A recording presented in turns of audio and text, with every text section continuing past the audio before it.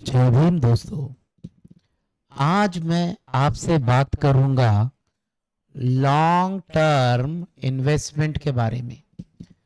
तो भी आपको कौन सा चार्ट देखना है? आपको वीकली चार्ट देखना है।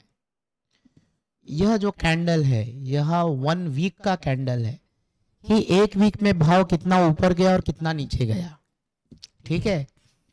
अब यह जो रेंज होनी चाहिए टाइम का, यहां से यहां तक का, यह होना चाहिए 5 इयर्स। ठीक है। तो सबसे पहले ऐसा चार्ट रीड कैसे किया जाता है? तो भाई यहां पर एक पैटर्न देखो आप। ये पैटर्न यहां पर क्या है? प्राइस ये एक ही जगह है, ऊपर नीचे एक लाइन में है। ठीक है। वैसे ही यहां एक लाइन में प्राइस है, यहां पर भी एक लाइन में प्राइस है, यहां थोड़े से देर के लिए एक लाइन में प्राइस है, फिर यहां थोड़े देर के लिए एक लाइन बन रही है। ठीक है। तो भाई आप यहां क्या देख रहे हो? यह जो लाइन बनती है इसे कहते हैं साइडवेज। ठीक है।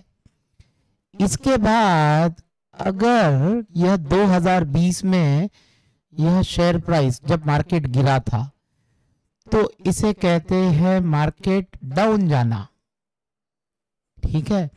और फिर प्राइस उठता है, मतलब शेयर का प्राइस भागता है, तो यह हो गया अप ट्रेंड।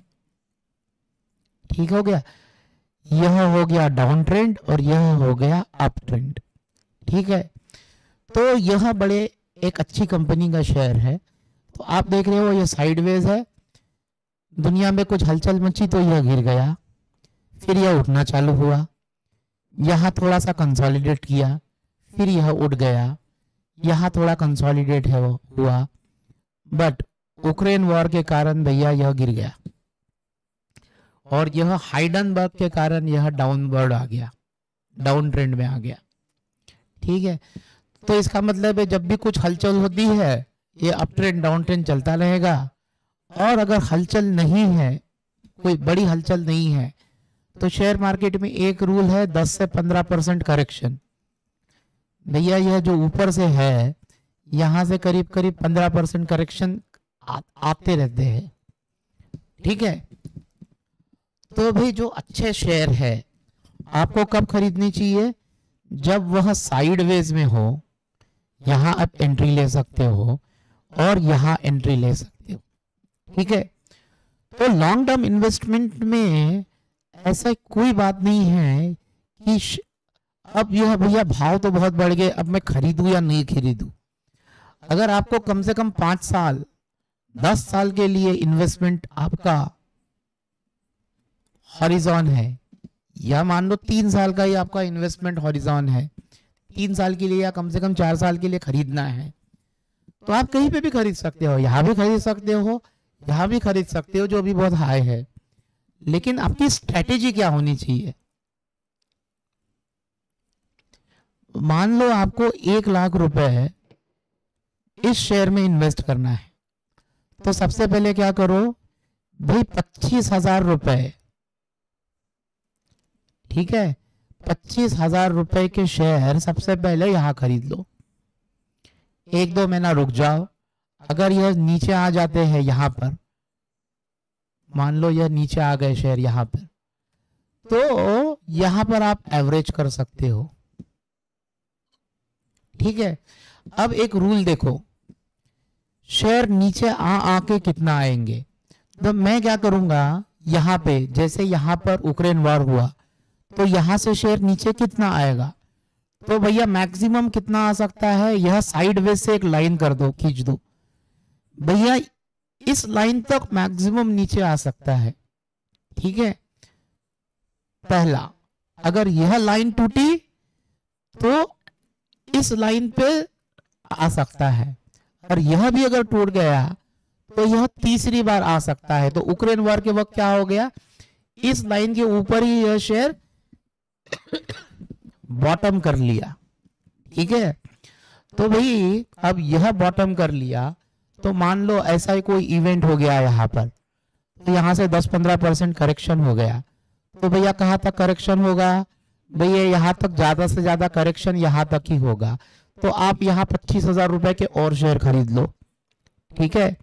और अगर यहाँ से थोड़े से भी शेयर ऊपर जाने की कोशिश में है, ठीक है, और आपको मार्केट में न्यूज मिल रही है कि मार्केट बुल रन में है, ठीक है, न्यूज आपको देखते रहनी है, तो फिर भाई यहाँ आपने 25,000 रुपए इन्वेस्ट किए, यहाँ आपने 25,000 रुपए इन्वेस्ट किए या यहाँ पर कर लिए, अब मार्केट बुल रन में आ गया तो और 50,000 रुपए आप इन्वेस्ट कर दीजिए, ठीक है।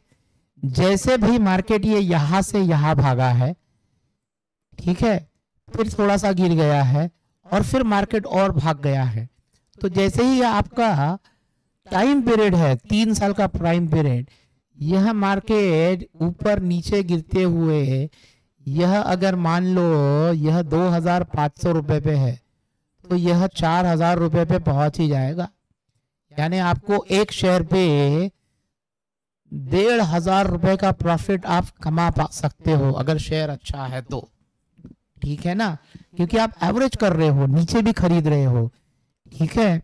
तो मान लो आपने 1 लाख रुपए इन्वेस्ट किया, ठीक है, यहां से यहां तक का प्रॉफिट 1.5 लाख रुपए पर शेयर है, और आपने मान लो 2,300 रुपए पर शेयर या 2,250 रुपए एवरेज आपकी शेयर की प्राइस है, ठीक है। तो 2,250 रुपए में कितने शेयर मिल पाएंगे? भाई 4 और हो गए करीब करीब 40 से 45 शेयर मिलेंगे आपको, ठीक है। और ये 2,250 हो गए 4,000 रुपए, ठीक है। तो भैया यह प्रॉफिट कितना हुआ आपका? यह प्रॉफिट हो गया 3 साल में 40% से भी ऊपर,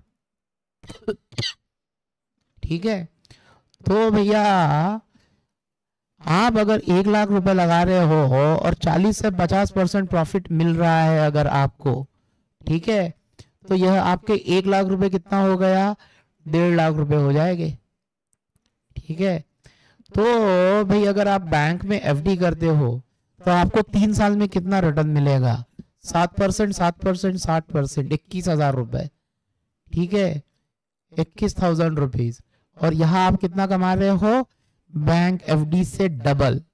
और अगर शेयर 4 या 5 साल का हॉरिजॉन रख रहे हो तो हो सकता है कि भैया 1 लाख रुपए का शेयर आपको 80% रिटर्न भी दे दे, ठीक है। तो आप कितना कमा सकते हो? 80,000 रुपए। अब ध्यान देने वाली बात है कि आपको ऐसा शेयर चूज करना है जो अपने मार्केट का लीडर हो। मान लो आप गोल्ड बनाने वाली कंपनी पे इन्वेस्ट करना चाहते हो, तो सबसे पहले मार्केट में देखो कि मार्केट लीडर कौन है और उसकी दुकानें आपके सिटी में है या नहीं। तो उस दुकान के पास चले जाओ, एक आध बार अंदर चले जाओ और थोड़ा सा देख लो कि भैया नेकलेस वेकलेस दिखाओ, भैया क्या है, कितने दाम का है, आजू बाजू में देखो कौन लोग खरीद रहे हैं। अगर वहां अमीर लोग खरीद रहे हैं वहां जाकर, तो मतलब यह है कि यह कंपनी आगे जाके बहुत ही अच्छा करेगी। और एक और चीज उसमें देखनी है, बैलेंस शीट ऑफ कंपनी, यानी कंपनी में जो बोरोविंग होती है, यानी जो कर्जा लिया है, वह बहुत ही कम होना चाहिए, ठीक है, बहुत ही कम होना चाहिए। और कंपनी का जो रिजर्व है, ठीक है, यानी कंपनी के पास चलाने के लिए जो पैसे हैं, मान लो यह पैसे है 5,000 करोड़ रुपए और कंपनी ने कर्जा उठा के रखा है 50 करोड़ रुपए, तो यह बहुत ही कम कर्जा हुआ। और 5,000 करोड़ रुपए कंपनी के पास है, मतलब एक आध साल बिजनेस डाउन भी रहा तो भैया कंपनी के पास इतना रिजर्व पड़ा है, यानी वह संभाल लेगी और दूसरे और तीसरे साल में बहुत अच्छा करेगी। या 2 साल अच्छा नहीं कर रहे हैं तो अगले 2 साल बहुत अच्छा करेगी और आपको 80% रिटर्न या 60% रिटर्न गारंटेड दिलवाएगी।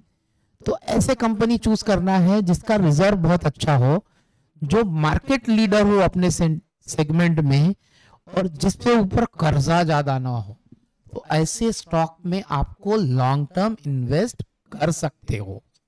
ठीक है, यह सिर्फ एजुकेशनल पर्पस के लिए वीडियो है। अगर आपको शेयर मार्केट में इन्वेस्ट करना है तो आपको अपना रिसर्च खुद करना होगा। जय भीम।